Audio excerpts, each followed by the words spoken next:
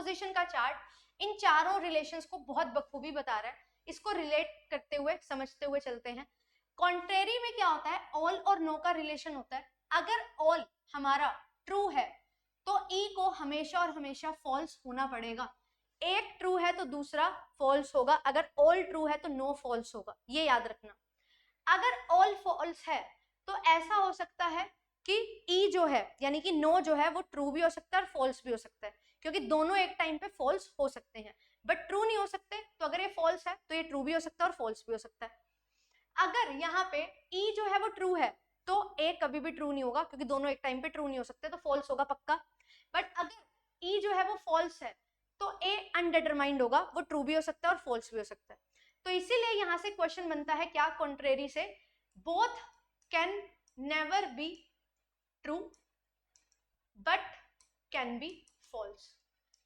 ये पिछले 5 साल में 10-15 क्वेश्चन बन चुके हैं शिफ्ट वाइज अलग अलग। फिर इसके बाद आता है कॉन्ट्राडिक्शन, क्रॉस रिलेशन, ए का ओ के साथ, ई का आई के साथ। तो यहाँ पे अगर एक ट्रू है ना तो दूसरा 100% फॉल्स होगा, पहला फॉल्स है तो दूसरा 100% ट्रू होगा।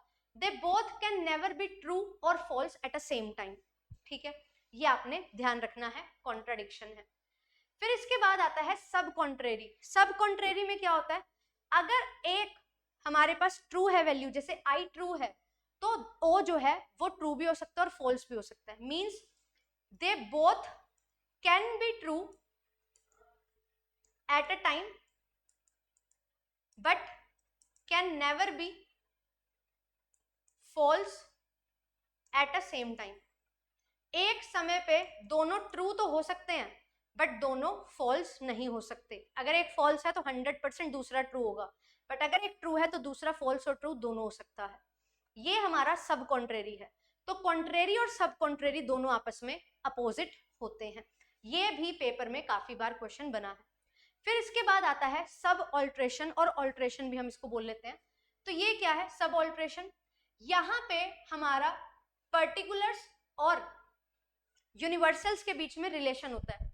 अब ये यूनिवर्सल क्या है, जो हमारे ऑल और नो को रिप्रेजेंट करते हैं ना, वो यूनिवर्सल्स हैं।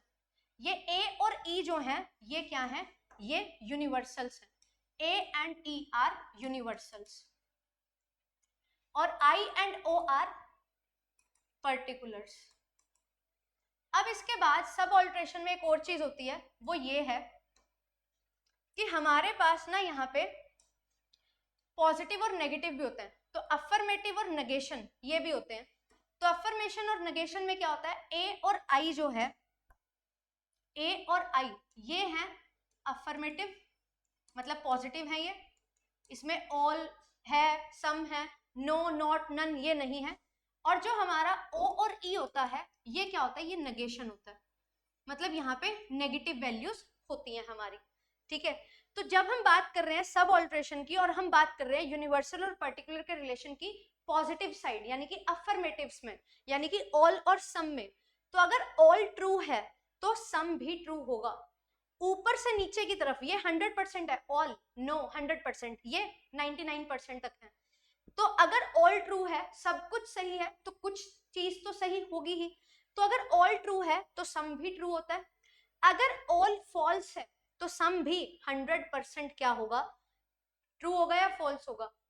मैम पता नहीं क्यों, क्योंकि एक 100% चीज गलत है तो वो कुछ हद तक तो सही हो सकती है ना। कोई चोरी कर रहा है ना, हम बोलते हैं ये तो चोर है, ये तो गलत है, नहीं, उसकी मजबूरी भी तो रह सकती है चोरी करने की।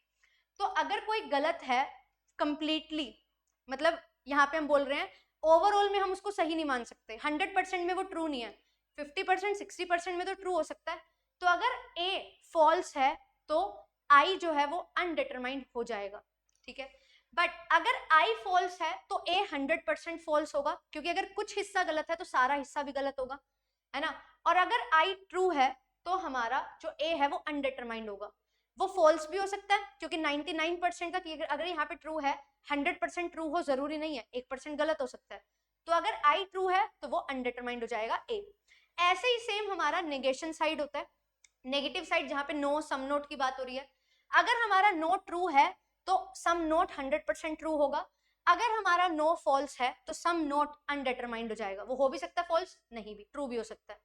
अगर हमारा ओ जो है वो ट्रू है, सम नॉट ट्रू वैल्यू है, तो यहाँ पे जो ई है वो अनडिटरमाइंड होगा, वो ट्रू भी हो सकता है फॉल्स भी हो सकता है, क्योंकि यहाँ पे 99% तक कोई चीज अगर ट्रू है तो 100% वो ट्रू हो ऐसा जरूरी नहीं होता है। और यहाँ पे ओ अगर फॉल्स है तो 100% ई जो है वो फॉल्स होगा।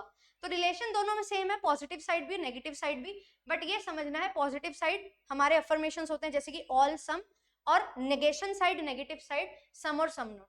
अब अगर आपको मैं बोलूं कि मुझे रिलेशन देखना है बिटवीन अफर्मेटिव्स तो मैं क्या यूज करूंगी, आई विल यूज सबऑल्ट्रेशन।